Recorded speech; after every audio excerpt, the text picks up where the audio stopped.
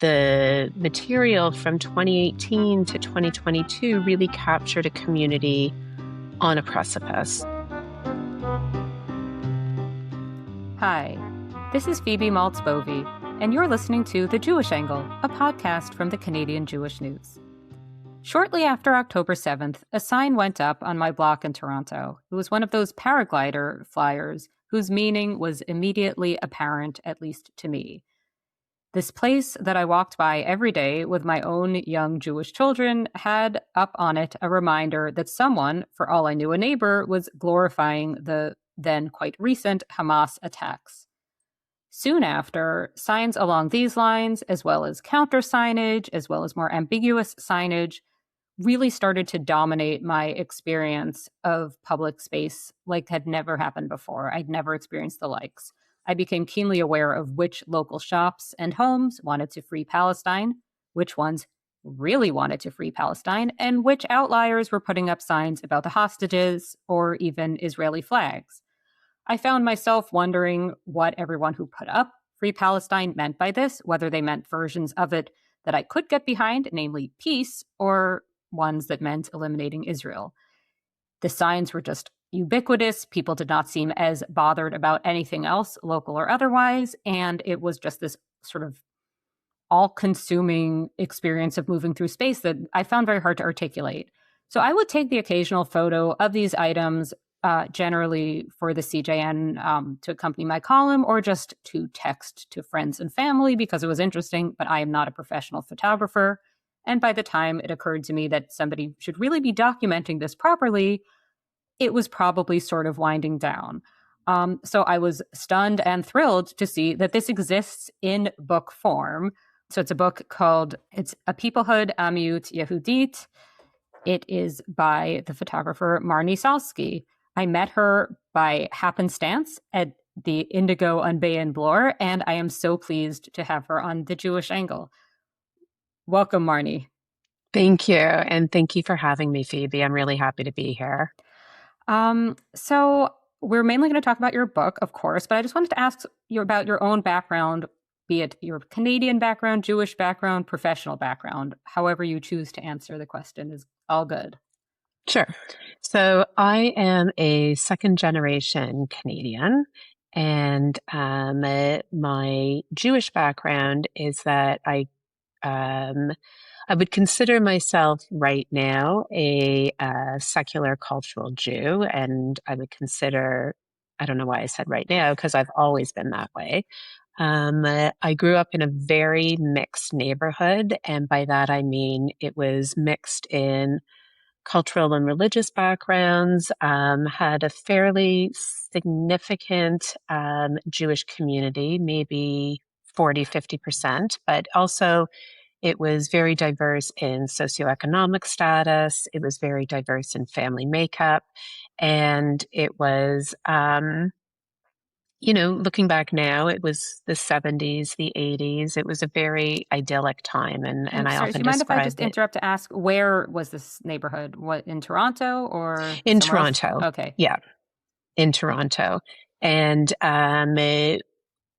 what I mean by it was idyllic, I mean, we all reflect upon our childhood, maybe not all of us, but, often we reflect upon it as an idyllic time. But what really stands out is that people stood up for things that were wrong, and didn't stay within their quote unquote party lines. So, kids stood up for each other and protected each other. And if something was wrong, they either beat up a person or said it. Like it didn't just stay within a minorities community issue. It was everybody's issue. My professional background is I'm a photographer and a documentary media maker. And this is a long form, long-term project that I started about 15 years ago. Mm-hmm. So I was going to ask about how you decided to do the project, because reading it now and looking at it now, because it's a mix of text and images, it's very much a part of a post-October 7th wave, boom, whatever, of Jewish artistic and cultural production, right? Mm-hmm. It seems in some ways a reaction to October 7th, but it's not a reaction. No, it's not Yeah. whatsoever. So, the primary source material in the book is from 2018 to 2022. And then there's post-October 7th material that's woven in. So to take it back a few steps, I originally was inspired to create this documentary project when I was restoring about 15 years ago, a series of historical photos from the 1890s to the 1930s of a small Jewish shtetl in Poland. And what struck me at the time was just how diverse the community was. And this was far enough back that, AI and Photoshop tools weren't as developed as they are now, that you could just click a button and restore an old photo. So, spec by spec, I was taking out the dust marks and restoring the cracks. And so I really spent a lot of time on these photos and with the people that were in it. And I was struck by just how diverse the community was. So different levels of religious observation, different socioeconomic statuses,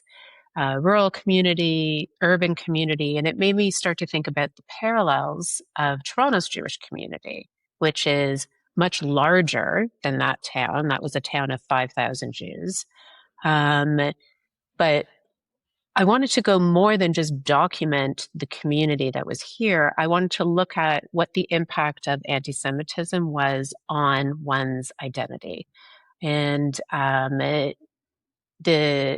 as we all know, this huge torrent of anti-Semitism that's been unleashed since October 7th, it's not new. Was there ever any possibility that it would have come out before October 7th, or was it that October 7th kind of, like, was there a version of this that would have been before?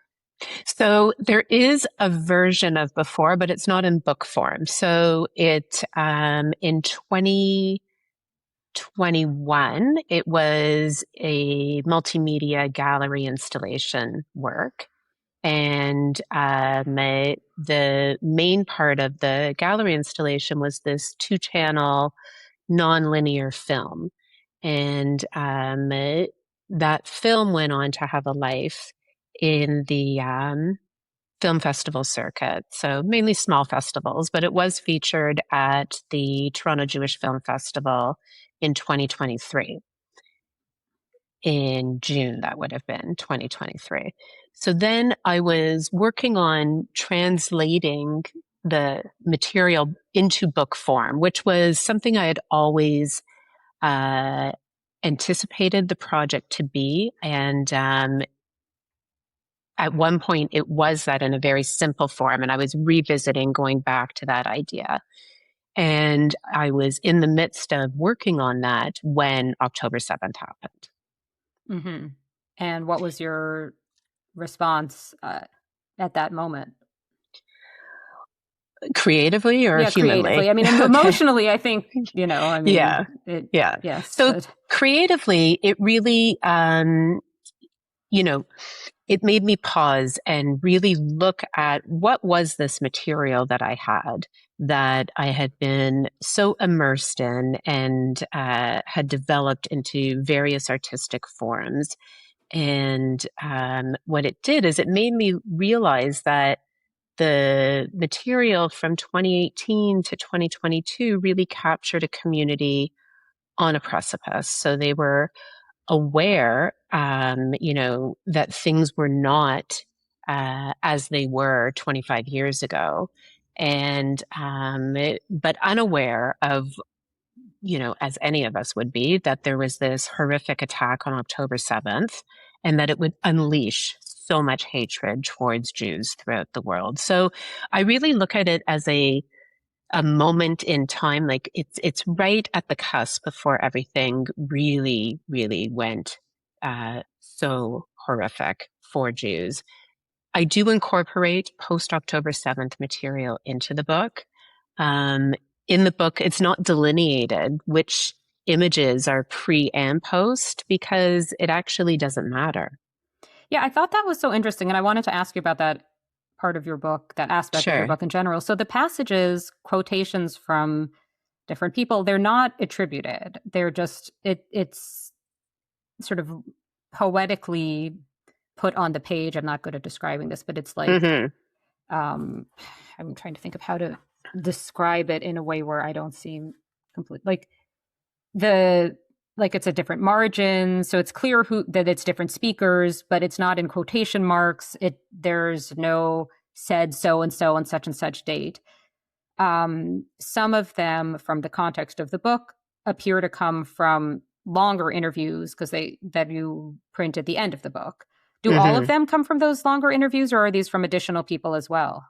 They're from additional people. So I probably interviewed around 18 different people, and they, in the film, their voices are the soundscape of the film. So they're overlapping at times saying something similar, and then at times something that goes against what other people are saying, kind of rises up and then subsides. And it depends on ages, background,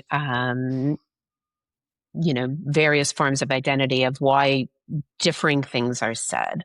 So um, when I was translating it into book form, I played around with a lot of different ideas. Like, do I want to say this person is 19 years old and male and identifies as a conservative Jew? Like, I played around a lot of what's the best way. And in the end, I decided to take out any of those descriptors because I wanted it to be just, the person kind of fills in the blanks. It doesn't really matter how the speaker identifies. What matters more is the words that are being used by them.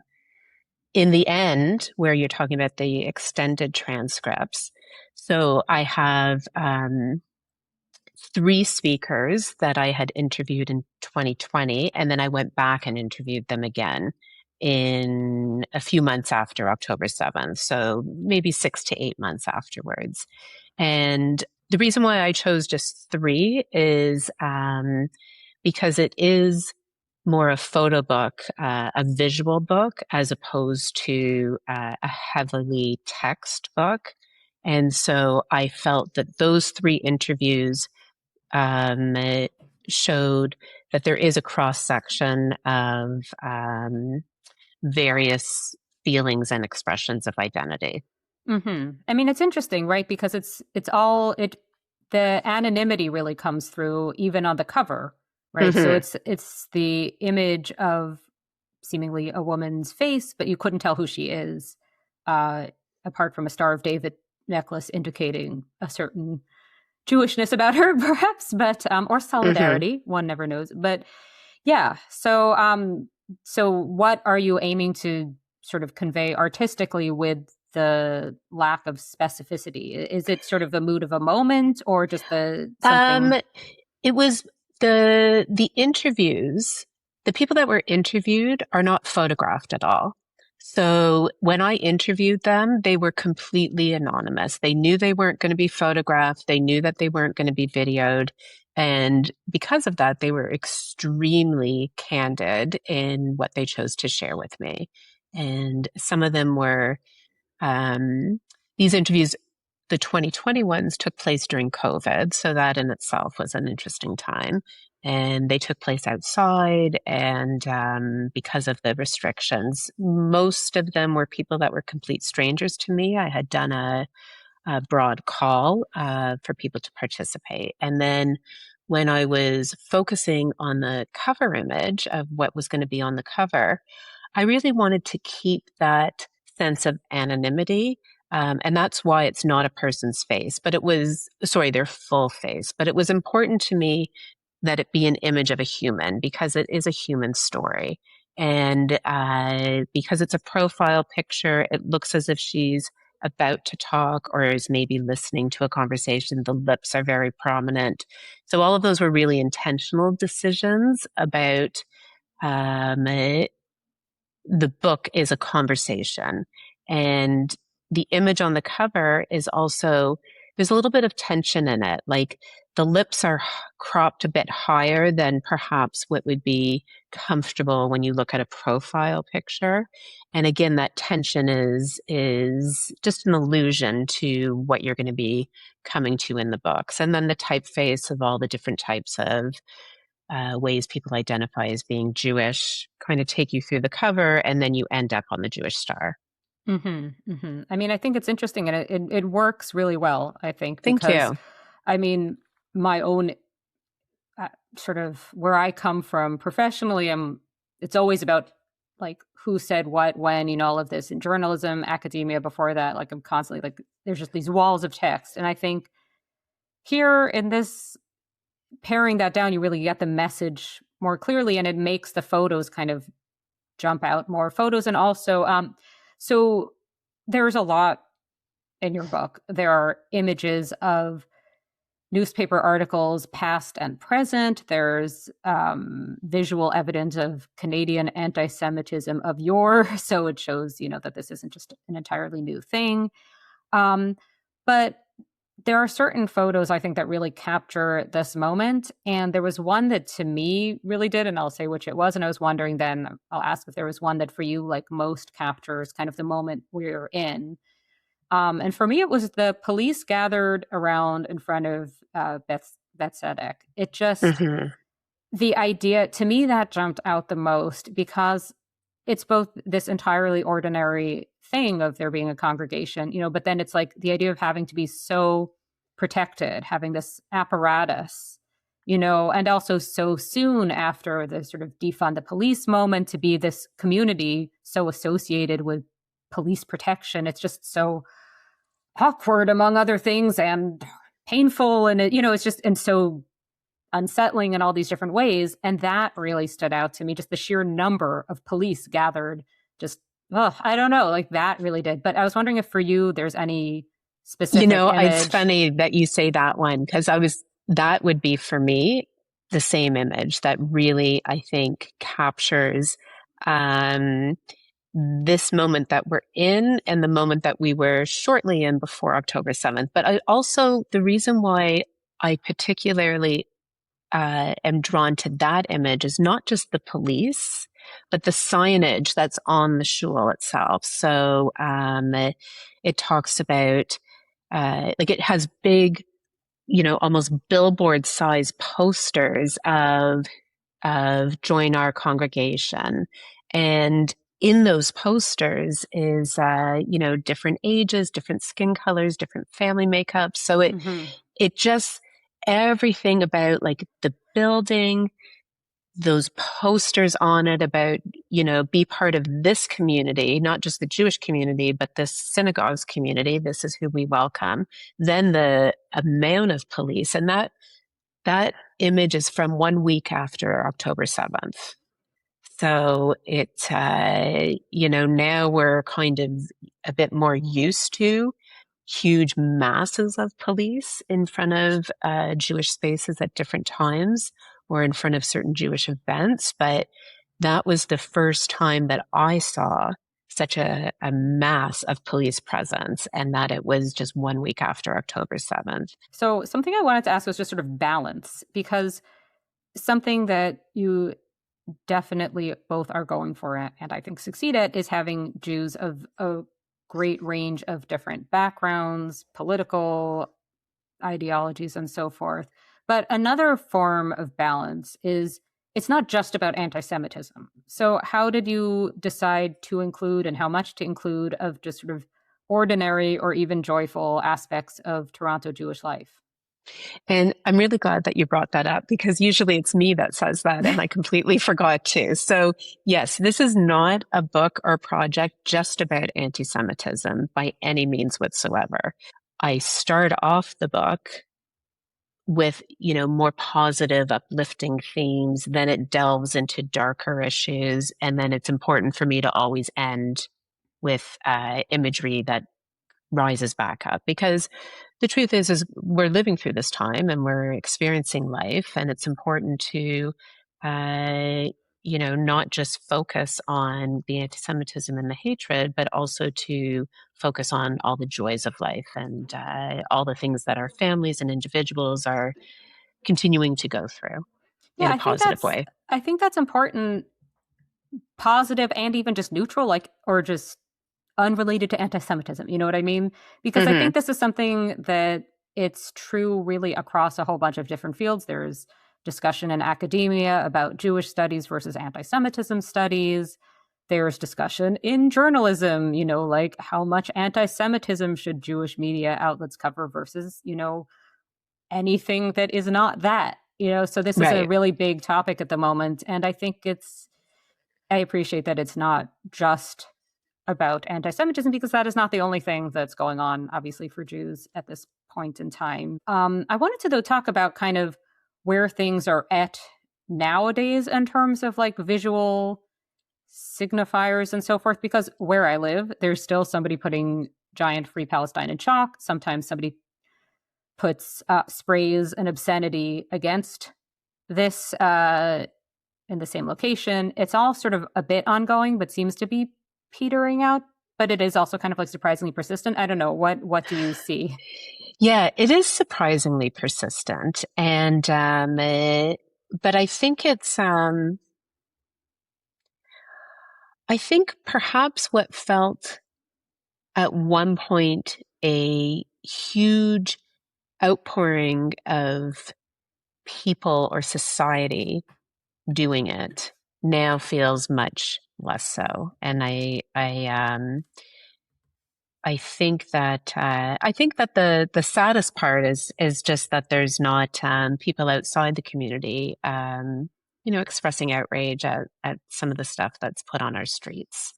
I mean, I think what I've found the most challenging myself is the ambiguity, right? Like a flyer that's showing a paraglider appearing on like October 9th or whatever. Okay, that's pretty clear cut. That's pro Hamas. There's no question. Somebody putting Free Palestine could mean anything. You know what I mean? It Yeah, depends where it's located. It depends the context. And then I also, think it depends yeah, most on the person who wrote it. but you don't know, right? You don't So know, right? one thing that I remember talking about it, I think on this podcast at one point was, I think it was 2024.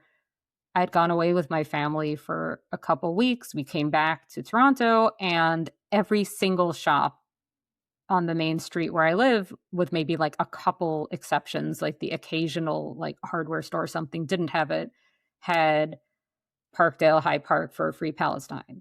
And I thought, okay, like the volume of this was just interesting, even if some of the people are just like, somebody handed them a sign and they put it up, they're not even thinking about it. Even if some of them think there should be peace, which I also think there should be, it just felt a little bit like, why is it all about one thing? Like there was just Right. something about it but yeah, the ambiguity, because I feel like that's part of what makes solidarity challenging is you get people saying, well, I think there should be peace in the Middle East. Why am I complaining? It's like, well, it depends what you're seeing and in what Right. context. And yeah. I mean, I think there should be peace as well. Who wouldn't want peace in the Middle East, right? Like, I don't think it's that complicated. And sometimes I think it's like people could hold, multiple truths at the same time. Like you could want a free Palestine in my meaning. When I would use that phrase, it would mean free from Hamas, free to have a democratic government, free to, you know, live peacefully and be peaceful to the countries that are neighboring them. To me, that would be a free Palestine as well. Israel should be able to live in borders that they're able to defend, not be attacked. And, Jews should not be slaughtered. And all these things could all be true at the same time. So it's just Yeah. interesting that it's a singular message, whereas I find Jews are able to articulate the multiple truths of how some Jews of how they wish they would see things, and we don't hear that as much from other people. Well, I think sometimes something becomes the topic of the moment, and people who haven't necessarily been thinking about it always start to. So I wanted to ask, Mm-hmm. who is your book's intended audience? So I would say the intended audience is actually threefold. So I think the most obvious is people that are Jewish and in the Jewish community, and what I have had people say to me in when it was a film and when it was in the gallery and within the book is that, I see myself in these pages or I see myself in this film, even though I don't say these things or agree with everything in it. I see myself and I see my community. So that's one audience. I think another audience would be people of Toronto, because there's so much of the cityscape that's in the photos.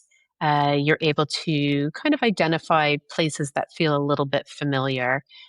Familiar if you live in Toronto, as well as some of the images, especially of the storefronts that I have on Bathurst.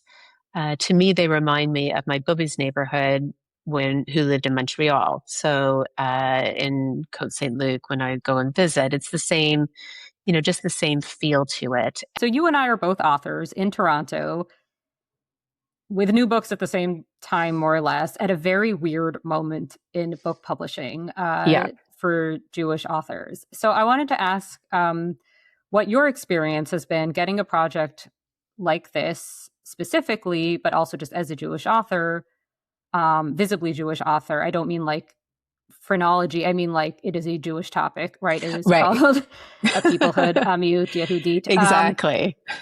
My own book is not on Jewish topics particularly, but I work for the Canadian Jewish News, and it's in the name, you know what I mean? And I host the Jewish angle, right? Yeah. So I was just wondering like what your experience has been as a Jewish author at this point in time.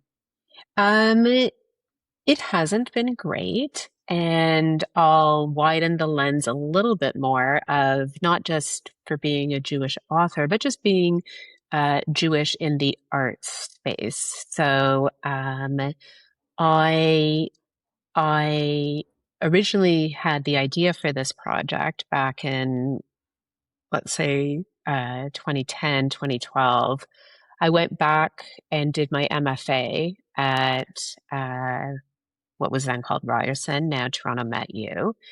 And in my MFA program, which is really for visual professionals. So as an MFA in documentary media, you have a body of work that you apply with, you have a project that you're working on and workshopping and all of that for the 2 years that you're there. You have to professionally show it at the end. So I was the only Jewish person in my cohort, and the level of, I'm not going to say indirect anti-Semitism, but I am going to say indirect anti-Semitism because I don't really have the word for it, was, surprising. And also, as you said, my subject, it's about Jewishness, right? So, that's what I'm talking about. That's what I'm workshopping. And some of the comments that would come back from people, I would be like, how are you not getting it? And how are you a fully formed adult and you're still not getting it? And gallery spaces are not very open to this type of subject matter, even before October 7th. So I've heard other Jewish artists describe it as like a spidey sense, like it's a spidey sense. So it's not that they come out and say, oh, we're not going to host it because either you're Jewish or the subject matter is Jewish. But there's the work has enough pedigree behind it now that some of the places where it should have been accepted have not been accepted. The creative world is full of rejection. It's full of hearing no for no particular reason. Mm-hmm. So, anytime something disappointing happens, which happens lots of times, which is going to happen to everybody regardless. Yeah. And, I guess I'm just wondering how you can ever sort this out, I don't think you can, like 100%, right? Like, does anybody ever say anything direct, like, about, I don't know, Like, for example, like, do people assume that you're trying to make a particular point about the Middle East, which I don't think your book particularly is, but yeah. No, it's not at all. There are people, okay, so when it came to the publishing world, so I was, as I mentioned, I was working on translating it into a book form. I needed to work with I strongly desired to work with a photo book designer as well, because there's a whole language that goes into making an engaging artistic book, and especially because I had so much text that I wanted to weave in, and as you said, have it poetic, so the way it's placed on the page and all of that. So I worked with a gentleman, Caleb Kane Marcus, who's quite a renowned photo book designer, and I was very fortunate to work with him. When it came time to look for a publisher, I had said to Caleb that, of course, I'm going to be approaching publishers and letting them know that we collaborated together because he's a name, I'm not a name, right? And he told me, and he also pitched it to publishers that he's worked with and that he knows. He had said he had never had so much difficulty getting one of his projects that he had worked with an artist on to a publisher. And also, when we would talk about things, he would say there's some publishers, they won't touch it at all because they will not work with anything Jewish. They won't even use ink for a Hewlett Packard printer because part of it is made in Israel, right? So there's those people. Then there's publishers that won't touch it because they don't want to alienate who supports their book. So from a business perspective, they won't touch it. And then in the end, I found a wonderful publisher who was on my top list and who has wholeheartedly supported the work. What are you working on next, and where can people find you? Those are the wrap-up sorts of questions. Right. Well, right now I am just working on taking care of my new puppy. So I do not have an artistic project at the moment. I hope you are taking a lot of pictures of your new puppy. I'm taking lots of pictures of her, and I'm taking a well-deserved bit of a creative break because this project's been a lot of years and it's also been a hard subject matter. So a lot of things I've had to keep at a distance because I just was wanting to accomplish the creative vision that I was striving out for. So I think I'm going to take a little bit of time just to kind of process what these last few years have really meant.